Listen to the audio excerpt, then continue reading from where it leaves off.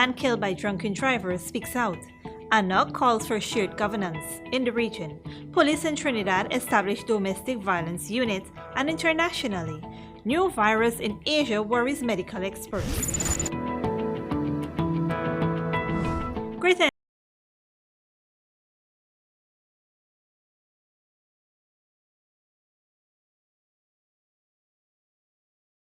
and welcome to this edition of Headline News Update. I am Bibi Bacchus. Thank you for joining us. For a political party in new and united Guyana, constitutional reform is a necessary tool for encouraging more inclusive governance. In part 2 of George Gonzalez's interview with ANUG executive member Dr. Henry Jeffrey, we learned some of the changes to the constitution that his party is calling for. A new and united Guyana is running on a platform of shared governance, according to executive member of the party, Dr. Henry Jeffrey. Currently, Guyana has a modified Westminster model of government. This is one in which the winning party receives a corresponding amount of seats in Parliament and the control of the executive branch of government. His party believes that the best way forward for Guyana is to do away with that system in favor of one that resembles Switzerland's government. We must create a constitution that gives us all an opportunity to rule this country together, because as it goes now, this group don't want the leaders of the others to rule them. And we come upon the Swiss model of doing this, that instead of having a single president, we will have a presidency of 5 people. There will also be 5 ministers. The same people are 5 ministers. They are running government. Indeed, they will be the only 5 ministers the government will have. Not this 30 and all of that, wasting people's resources. 5 ministers, they will rotate annually as the president. There's no single party will have the presidency. 5 people, 2 from the party that gains the majority, 2 from the parties that gains the second runner-up position, and 1 from the smaller party. Those are 5 people that will be in the presidency at the same time as being ministers of Guyana. It is ANUG's belief that such a system takes away the incentive for persons within the government to stymie its efforts, as it encourages more inclusive politics. We will encourage, I don't know if you can force, but we can encourage, given that we have rules about participation of women, and we would like to see the participation of youth, we can say every party that has 2 persons should put 1 as a woman. 1 should be a woman. Everybody, similarly, you should put 1 person under 35. So everybody, the quarrel about the participation of youth is 5 presidents, you'll have 5 people going around. Over the period, and there will be youth, there will be women, there will be everybody, ethnicity, story is over. And then we can move on and run the country. However, such a change to the political structure will require changes to the Constitution, which is another promise ANUG plans to fulfill if elected. Channel 2 Headline News, George Gonzalez. Thanks, George. The Ministry of the Presidency, Department of Energy, has announced that the oil tanker MV Yanis has successfully lifted Guyana's first shipment of crude. The Yanis set sail yesterday for the United States with 1 million barrels of Guyana's light crude. The Guyana National Bureau of Standards has reported that the first offloading of the crude oil on the FPSO commenced on the morning of Saturday, January 18, 2020, and all activities were executed as planned. Lifts are expected approximately every 10 to 12 days indefinitely. In this report, Esther Sobers speaks to the family of a young man who was recently killed by an alleged drunk driver. Over my shoulders is where 27-year-old Ryan Horman lost his life last evening. Horman would have been 28 in a week, and he was allegedly killed by a drunk driver. Opposite car we see a lot of people, a bunch of people. I peep, I see his body lie down. They cover him with a a blue sheet. I tell my uncle that Ryan dead, uncle, Ryan dead. When we go, people saying that his family come now, that the police was there. When we go check him, he just lie there like he's sleeping. But his friend said that both of them leave. And he banged the turn and he was about to cross when this bike come with a speed and hit him. When he hit him, he pitched a distance in front of him. Probably land in front of the car screen. The bumper, everything break up. According to reports, Ryan Hiram is in the company of his friend crossing the road.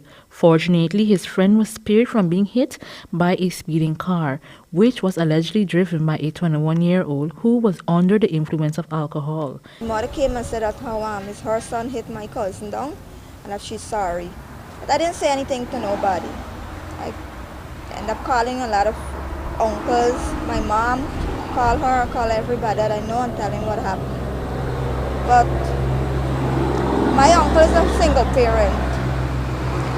He mind his son and daughter from baby, punish and bring them up. Ryan is not a bad person. A little stubborn, yes, but he know his way. He always have a smile. He never unwilling. Headline News visited the Providence police station and found the motor car involved in the accident, PYY 3475, with damages to the windscreen and the left side of the passenger door. The late Hiran, now being the late victim of the country's road fatality, has led Hiran's elder cousin to plead with drivers to be cautious on the roadways. They need to learn and they have to stop drinking and driving. It's life out there, it's not animal out there. We're the one have to deal with the losses. They have to learn, they have sense of humor, they have to take it in, I cannot tell them what to do. They have a mind of their own. If you know that you don't want to go and drink, it leaves up to you. The driver is currently in police custody, assisting with investigations. For Channel 2 Headline News, Esther Sobers. Thanks, Esther. This morning, the School's Welfare Department of the Ministry of Education conducted a truancy campaign in the Stabroek Market area. Chief Schools Welfare Officer Jillian Vivers said that students' attendance and punctuality are among the issues which fall under the scope of the department. With this in mind, officers from the department went to ensure that students get to school on time. According to Ms. Vivers, the exercise is done on a daily basis and began on the first day of school for this term. She said that since the campaign began, the department has noticed a decrease in loitering by students. Coming up after the break, your regional and international news.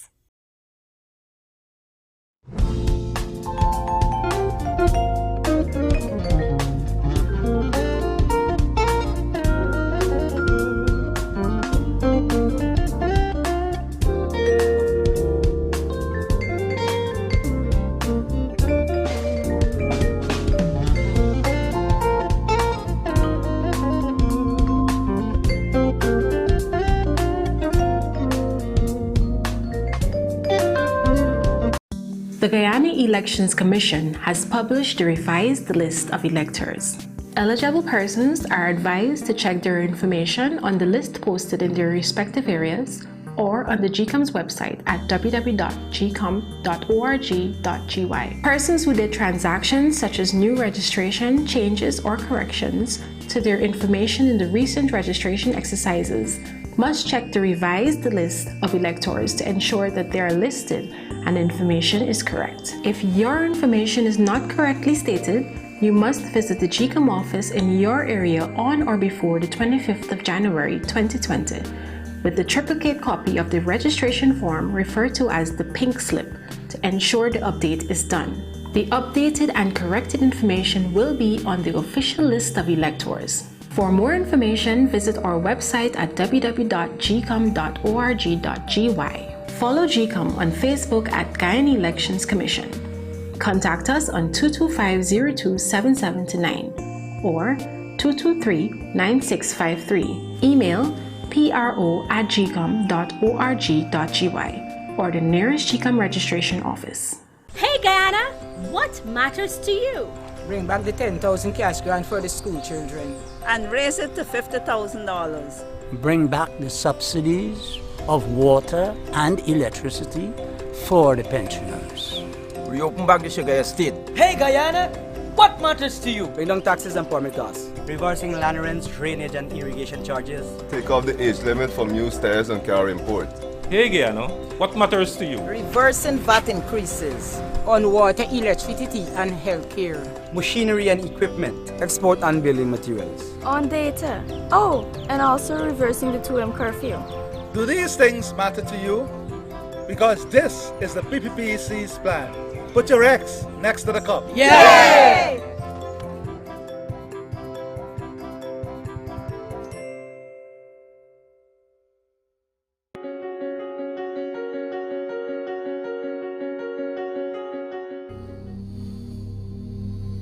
This place is really hot. What's wrong with your AC? It's not working. Well, we wouldn't be able to continue this meeting anymore because this place is extremely hot. Wait, please don't go. Here's a company you can call to get your AC fixed. Action Cool. Honey, what's for dinner? I had a hard day. I'm sorry you had a hard day, but guess what, babe? I didn't cook today because the stove is not working. Having trouble at home or at the office? Then call the professionals at Action Cool. Our fully trained technical team have the skills and experience in repairs of all air-conditioned units, refrigerators, gas stoves, washing machines, and a whole lot more. For further information, visit us at 86 Hill and Princess Street, Mandela Avenue, Georgetown, or call us on telephone number 225-7867.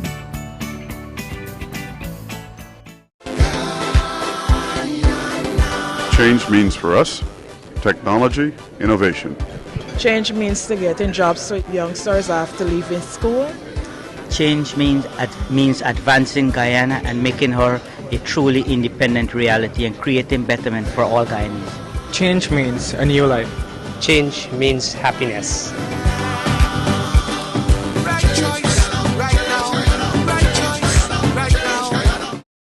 The voting process. Once you have been identified as the elector you claim to be, you would be given a ballot paper that is stamped at the back, top and bottom halves in your presence.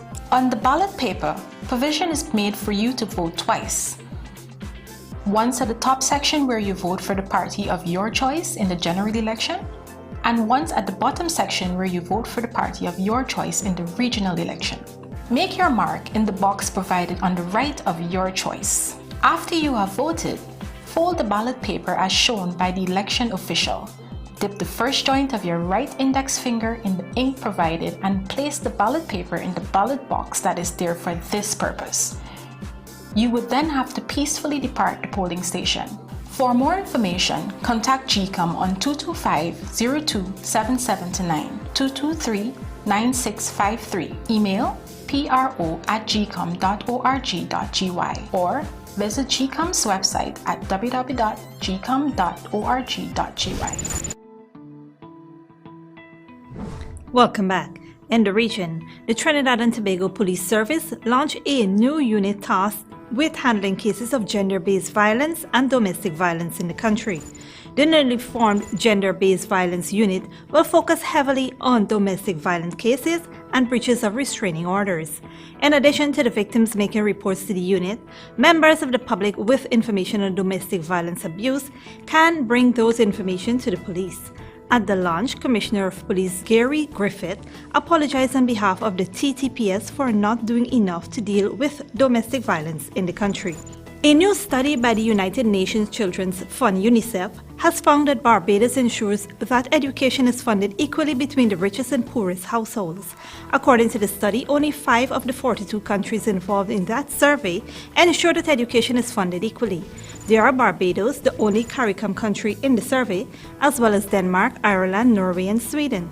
UNICEF is urging world leaders to address shameful disparities in public education spending. The study calls for all countries to follow this example, prioritize public funding for lower levels of education, and provide at least 1 year of universal pre-primary education for every child. And internationally, a new virus is causing increasing concerns in Asia. Doctors in China say the respiratory infection has killed 6 people and infected at least 300 as it spreads. Al Jazeera's Adrian Brown reports. China's tightly controlled state media says the mysterious virus has now spread to some of the country's major cities. In addition to more deaths, new infections, including hospital workers. And for the first time, confirmation that this respiratory virus can be passed from person to person. Cases happened in 2 places, one in Guangdong, the other one in Wuhan, where human-to-human transmission has been confirmed. The disease was first identified in Wuhan late last year. The majority of the confirmed cases of the virus in China are here. But a handful have also been identified in other parts of Asia, where authorities are ramping up their defences with the mandatory screening of air passengers from Wuhan. This week, China becomes a nation in motion as people travel home to mark the new Lunar New Year. But many are also travelling overseas, and from Wuhan, it's now possible to fly to 40 international destinations, which is why, say some experts, this outbreak is going to be more than just China's problem. China's been here before. 17 years ago, another virus called SARS, severe acute respiratory syndrome, claimed the lives of around 800 people, almost 300 of them in neighbouring Hong Kong. At first, China's leaders asserted there had been only a handful of cases, but later admitted providing false information about the epidemic. A city mayor and health minister were eventually sacked. Professor Liu Poon of Hong Kong University was one of the first scientists to decode the SARS virus. He says the city has improved its disease control work, but he and other scientists were racing to understand this new virus. Is it very efficient or not? Right now, we only know that there's a limited human-to-human transmission. But what does it mean? We need data to actually come up with a more accurate estimation. So it's a race against time? True. I agree with you. We need more information. Pharmacies are stocking up on face masks. The growing health emergency across the border now replacing media coverage of the ongoing protests demanding political reform. And while there is no panic, there is deepening concern. Adrian Brown, Al Jazeera, Hong Kong. Here now is your 3-day weather forecast.